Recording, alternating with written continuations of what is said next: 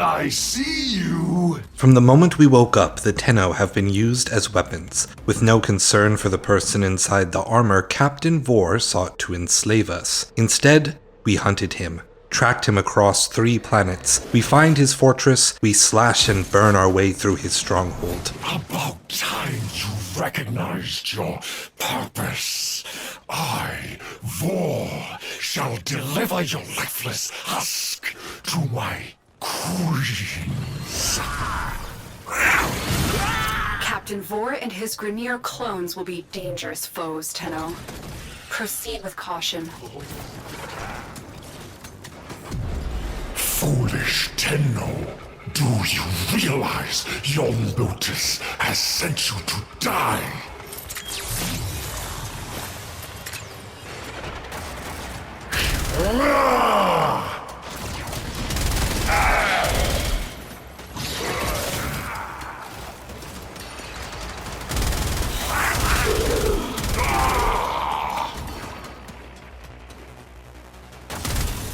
Come, little Tenno. Show me what you remember of the old war.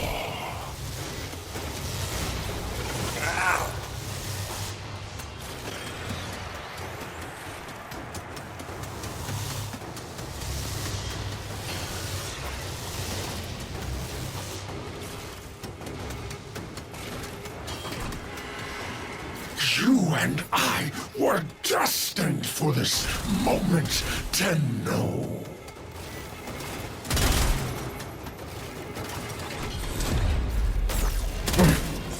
Stop on me!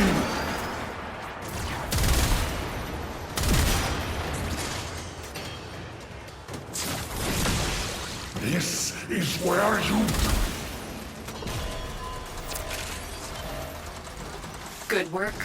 Vor has plagued this system for too long. We cut him down and break out of our shackles. At last, we and the Tenno are free. In the days following the defeat of Captain Vor, the Tenno was given no opportunity to enjoy their newly earned freedom. We have seen the chaos of the Origin system beset by these warring factions. Our day-to-day life involved little more than hearing and obeying the orders of the Lotus. It seems our lot in life is merely to be an instrument of war. But what sort of instrument can we be when the musician is still a novice? We possess great power, and with it, an even greater responsibility. Yet we have no means by which to access that which made the Tenno feared across the universe. Back on Earth, a mysterious masked man watches as Corpus cruisers fly overhead.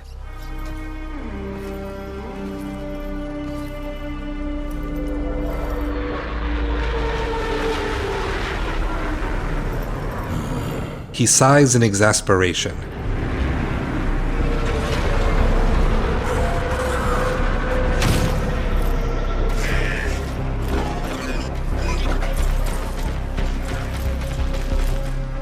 And we get a call from the Lotus. Tenno, with Vor gone, Corpus forces have begun to scavenge his camps. Intel suggests they have detected a signal emanating from some reactivated Oricon-era technology. Move in and find the source of that signal before they do. She has intercepted a signal of Oricon design, and our field operatives indicate that the Corpus are moving in on territory formerly controlled by Captain Vor to possess that Oricon-era tech. Anything that could signal the rise of a new empire, or even just a shift in the balance of power between the warring factions, is bad news for the Sol system.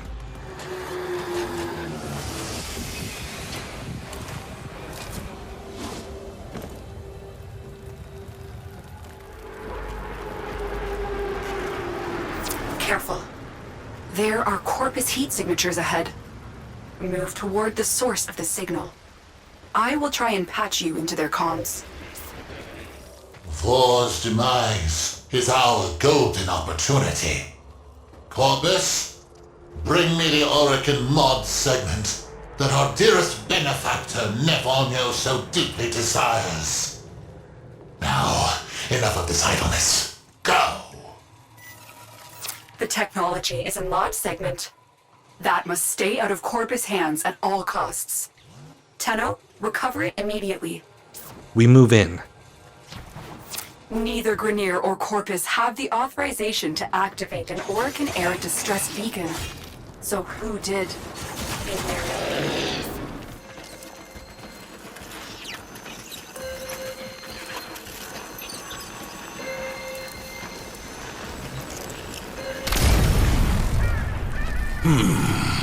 Am I to believe that you are the Tenno who cut down the mighty Vor? Even these covetous merchants avoided triggering the segment's anti-tampering routine. That voice! The Tenno I remember could find their enemy's weakness faster than the Kubradon finds a jugular. What happened to you? What are you doing here? I need to see for myself. Have the Tenno risen? Or is this another Lotus trick? A mysterious voice calls down to us. Ridiculing our ignorance, he means to test us, to prove our authenticity. He and the Lotus seem to know each other, and it is clear that they aren't very fond of one another.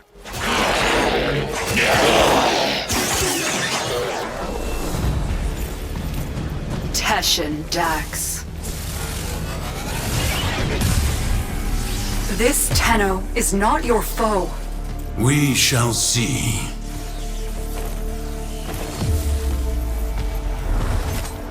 Tenno. He incapacitates us with a strange throwing weapon. Amidst the Lotus pleading for our safety, he takes us away. When we regain our consciousness, we are seated comfortably within his garrison. Do you even remember the old war? Well, you wouldn't anyway. She made sure all the Tenno forgot. A mercy, I suppose. Finally. You have rested too long. Get up. Now. I have disabled your Warframe's abilities. Orokin tricks won't help you now. Pick up that weapon. As he waits for us, he meditates on a history we know nothing about, stating that the Lotus, our only guiding light in this world, has hidden the truth from us. Before we can learn more, our training in the art of war begins. Your life depends on you proving to me that you are a Tenno and not some imposter. Now, try and cut me down. Where? We are beyond her reach. You are alone. As we fight, he speaks cryptically. Have there been other Tenno imposters before? Promising.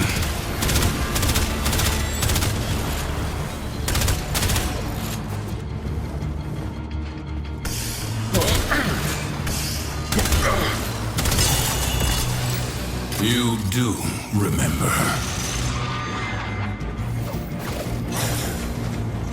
What are you? Another mimic?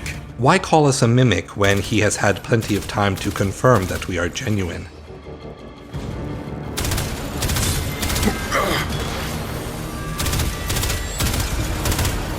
Yes, a Tenno indeed. How long I have waited for this day. Stand down. We have much to review, and little time to do so. As the spar concludes, Come with me. the actual lessons begin. Your weapons bear no mods. Your orbiter, no mod segment. Can the Lotus not provide even the simplest? It matters not. I now have one in my arsenal. Your first lesson is simple. Destroy these targets.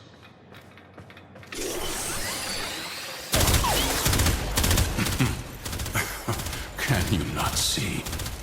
They are outfitted with advanced Corpus shields, vulnerable only to electric elemental attacks. Your body remembers the stances, but your mind has forgotten your studies. Use my arsenal.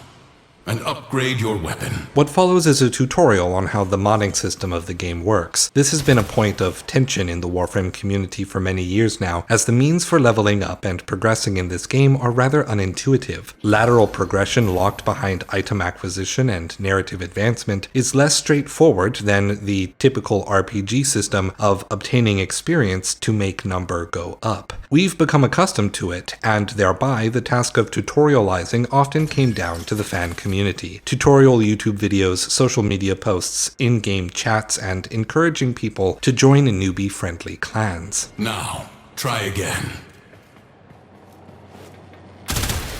See? Mods were the hidden power behind the Orokin's military, capable of turning simple weapons into implements of mass destruction. Fueled by the miracle of Endo, they can be endlessly rearranged and tailored to cut through the defenses of any foe. Next lesson. See how your weapon fares against these targets.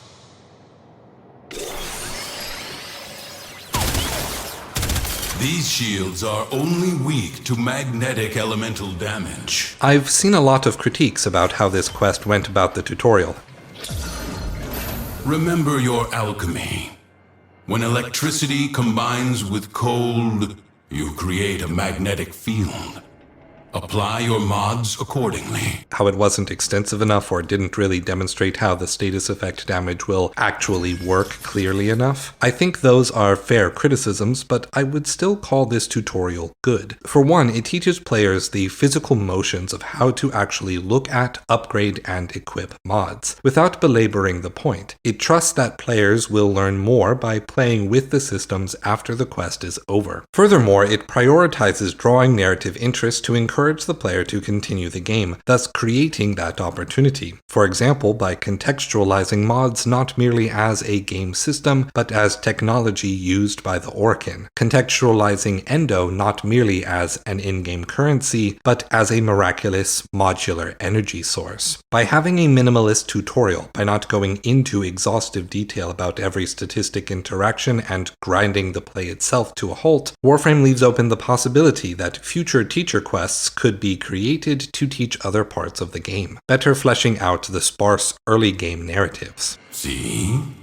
So simple. Even a child could do it. Now, test your work.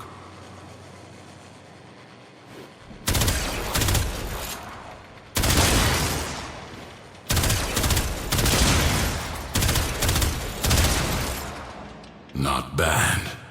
Next, we will... right on schedule. Show these Corpus all you have learned. Didn't think I would find you. Huh. You underestimate my tenacity and desire. The Corpus invade the base, yet even in the midst of battle, Teshin prioritizes our training, keeping our Warframe abilities locked away. More will come soon. Bolster your Warframe.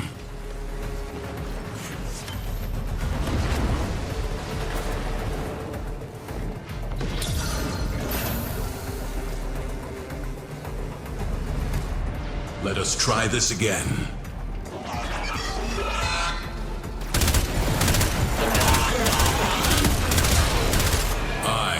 We'll take care of these mercenaries.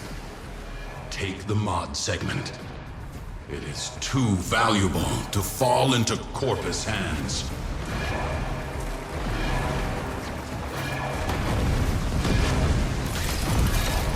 Take the segment and go. I am not done here. We leave him as he finishes off the remaining Corpus. We reclaim our gear, our powers, and our connection to the Lotus, who commands us to extract immediately. Much better. That was the scouts. But the cavalry gather. Collect your weapons and take whatever mods you need. We have little time.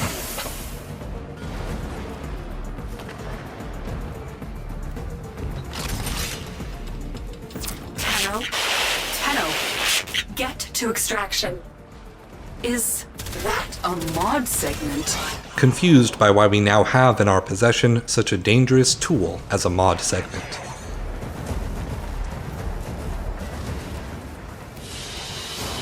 The Corpus treasurer attempts to extort us, a ransom for Teshin. The Lotus begins to change her tune. Teshin can be trusted, proven by freely giving us the power to take on much more dangerous missions. Oh my, Tenno. I've gone and captured your comrade. So, let's make a deal. You bring me the mod segment, I release the Dax. Teshin gave you that mod segment. Maybe he can be trusted. Install it at once. You will need maximum power for your next mission. Teshin allowed himself to be captured. Class is still in session.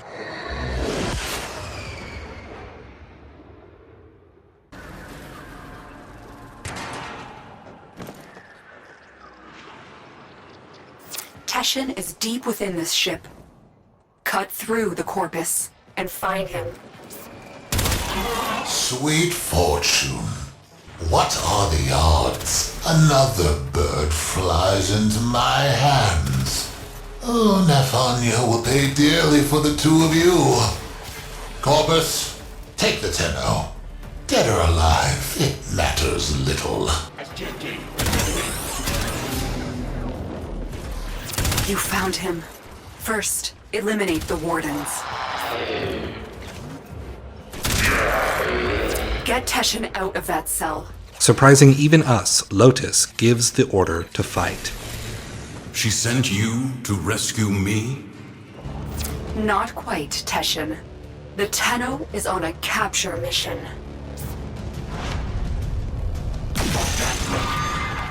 Very well, if you think they are ready.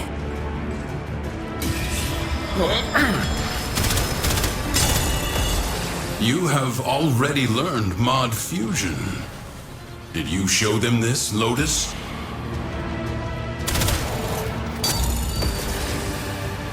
Yes, you are the Tenno I remember.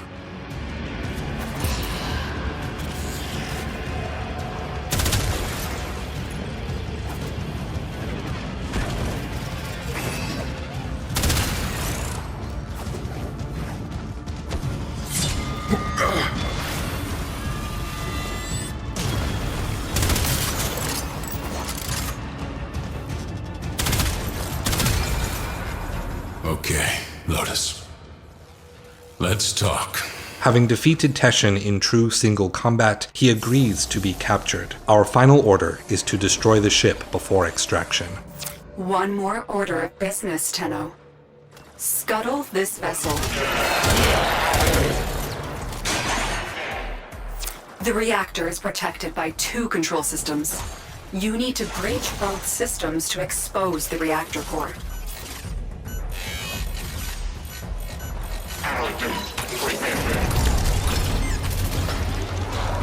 Corpus, stop that Tenno!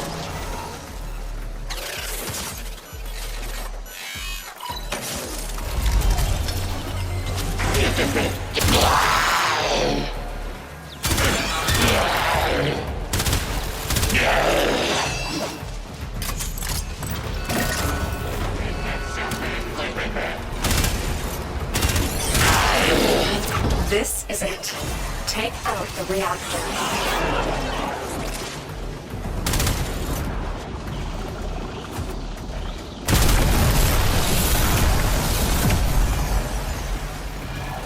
It is done.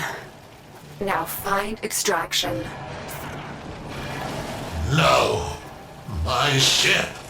By the tenets, how is this possible? Treasurer, may I make a suggestion? Put out a distress call. When you do, let them all know. The Tenno are back. As the ship goes down, the Lotus issues a threat to the Corpus, a threat to the whole Origin system. No longer are we hiding in the shadows. The Tenno have returned. We are the progeny of the Orokin. The Lotus calls us to live up to our namesake. We are the new heavenly kings, sent to restore the balance of power. We become the Leviathan. But we are not ready. As we conclude, only the player is privy to a conversation between Lotus and Teshin. Lotus, what you had the Tenno do to the Orokin, it was necessary. I concede that now. Will you tell them the truth of the matter? In time, there are difficult conversations ahead. They will need a mentor. You trust me to do this? If you trust me to be their Lotus. It is not my choice.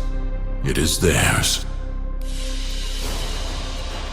Reminding us that our history is being hidden by her. How can she be our Lotus, our truth blooming out of murky waters, when our history is smoke?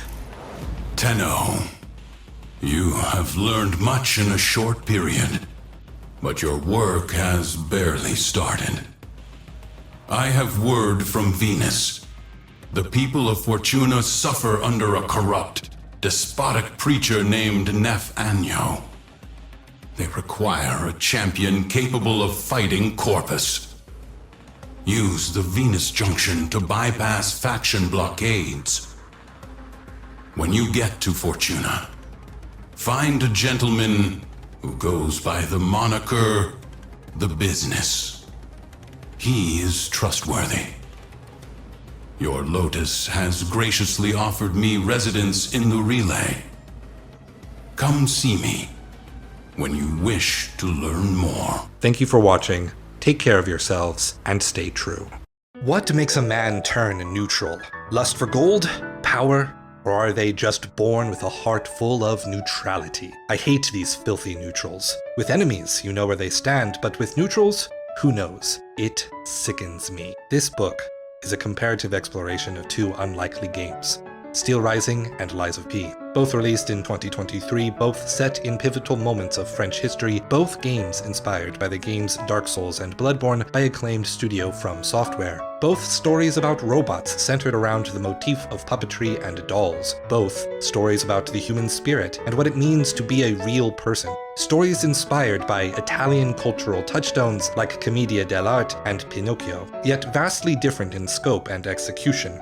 Steel Rising was widely panned by critics, while Lies of P is widely praised as the best Souls-like to be made by a non-From Software studio. While both a kind of science fiction, one of these games is a historical fantasy and the other a historical fiction. Yet what does it mean for a video game story to be either? Because of that question, both of these games share a very similar problem. Modern game development has a problem. Video games are considered an entertainment medium, one that is mostly for children. To reach maturity as an art form, games and their developers had to expand the medium into deep, affecting, and unique narratives that can only be accomplished by ludonarrative, by writing a story through authoring an experience. For decades, the goal has been to demonstrate to the broadest possible audience an ability to have culturally important stories. Stories like Mr. Smith Goes to Washington, Invisible Man, To Kill a Mockingbird, or Isaac Asimov's I, Robot.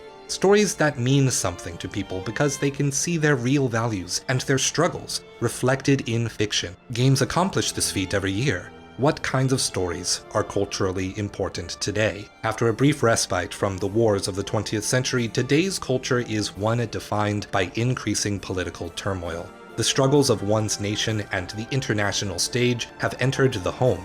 They are our personal struggles. We have entered into the era of an anti-civil rights movement. The smallest and most vulnerable scapegoats have been exaggerated to the fate of society itself by politicians whose true motives are merely to empower and enrich themselves by convincing society to champion its own collapse. The deep stories that will be remembered by history will be the stories that speak to this personal political upheaval. Narrative-centered games clearly want to have this kind of place in history, as everything from Call of Duty and Assassin's Creed to boutique stories like Detroit Become Human market themselves around historical and political intrigue. Yet we are also in a time where being labeled political is a pejorative that will usher in waves of criticism and boycotts before even a second of the game has been seen by the public. Everything is woke and evil until a week after release, then it's old news. It is fascinating, then, that some game developers would first be doggedly inspired by history, culture, and politics while making a game, only to censor themselves the moment people start looking at the final product. What drives a game to raise its hands and cry apolitical? What drives a game to censor whole schools of philosophy from commenting when seeking publicity? What drives a game to be so politically inspired only to censor itself at the midnight hour? This is All Puppets Are Bastards. Liberty and Labor in the Age of AI. L'Union fait la force.